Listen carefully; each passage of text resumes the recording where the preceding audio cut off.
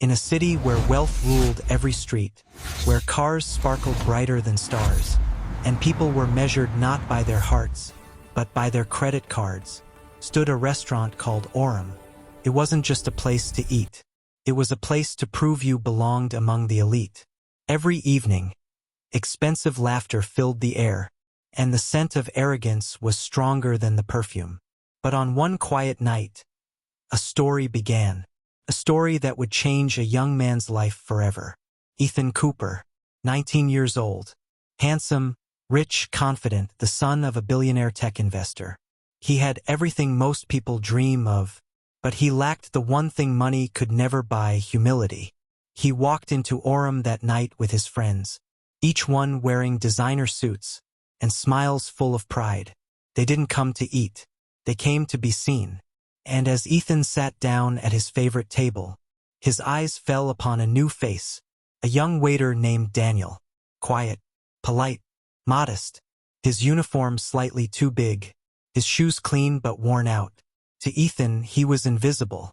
To the world, he was nobody. But destiny had other plans. As Daniel approached with a gentle smile, Ethan leaned back in his chair and said, "Sparkling water, not the poor man's tap." Laughter erupted at the table. The sound of mockery filled the air. Daniel simply nodded and walked away with quiet dignity. Moments later, Ethan accidentally spilled his drink across the floor. He smirked. "Oh no, I guess you'll have to clean that up, won't you?" Daniel kneeled down, wiping the floor without a word. The guests kept laughing, but Daniel's silence spoke louder than their arrogance. Inside, Ethan felt something strange, a flicker of discomfort, a tiny whisper from his conscience. But he ignored it. Later that night, when the restaurant quieted down, Daniel sat behind the building on a small wooden bench. In his hands was a notebook, worn, old, its pages filled with notes, equations, and dreams. He wasn't just a waiter.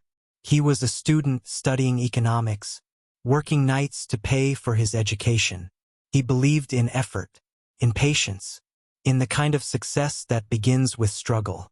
But Ethan didn't know that. Ethan only saw a poor waiter.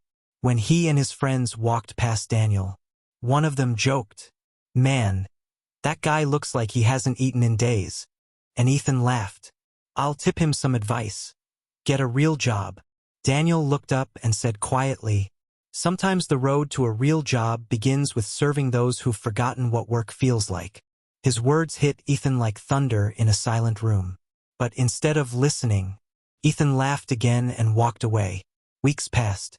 Ethan kept visiting Orem. But something about Daniel began to intrigue him.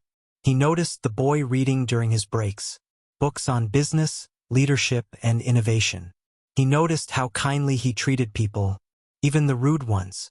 Then one night, Ethan's father, Charles Cooper, walked into the same restaurant for a private meeting. Daniel served him respectfully. Charles looked up and said, "Young man, do I know you?" Daniel smiled. "I don't think so, sir. But I know your company. I've read all your reports." Charles laughed, impressed. "You're quite informed for a waiter." And Daniel replied, "Knowledge doesn't ask for permission to belong." The line stayed with Charles. And for the first time, a billionaire was humbled by a boy in a waiter's uniform. But arrogance never stays quiet for long. One night, after a party filled with champagne and carelessness, Ethan took his father's car, a luxury beast of metal and pride. The night ended in chaos, screeching tires, flashing lights, a crash that made the news by morning. The headline read, "Billionaire's son arrested after reckless crash." Charles Cooper, furious and heartbroken, cut him off completely. "No more cards, no more privileges. If you want to live, earn it." For the first time, Ethan's world went silent. No friends, no comfort, no name to protect him, only regret. Months later, a quieter, humbler Ethan walked into a small cafe, looking for a job. He was hired as a waiter. His hands trembled the first day. He spilled a few drinks, but smiled through the mistakes.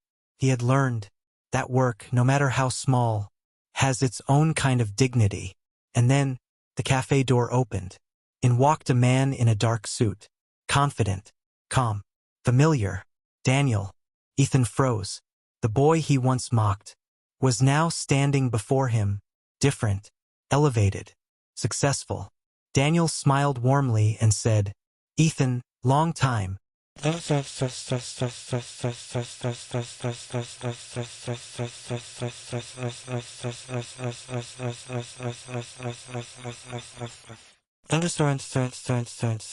Ethan struggled to speak. You own this place?" Daniel nodded. "Not just this one.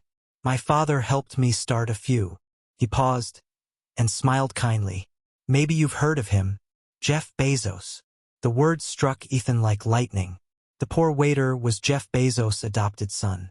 Daniel looked into his eyes and said softly, "My father wanted me to learn the value of work before the comfort of wealth. He believed humility builds stronger empires than money ever will." Ethan's voice cracked. "I'm sorry, Daniel, for everything." Daniel smiled. "Apologies are easy. Change is harder. But I believe you can do both." And with that, he offered Ethan his hand. A year later, a new company rose, the HopeLink Foundation. Ethan and Daniel partners. Their mission: to give free education to children who couldn't afford it. They visited schools together, helped students learn technology, and taught them that kindness was the highest form of success. Ethan had changed. He no longer wore pride, he wore purpose. Sometimes the richest people are the poorest in spirit. And sometimes the one you laugh at is the one you're meant to learn from. Never judge a person by their uniform, their job, or their wallet, because character wears no brand. And humility is the only currency that never loses its value. Be kind.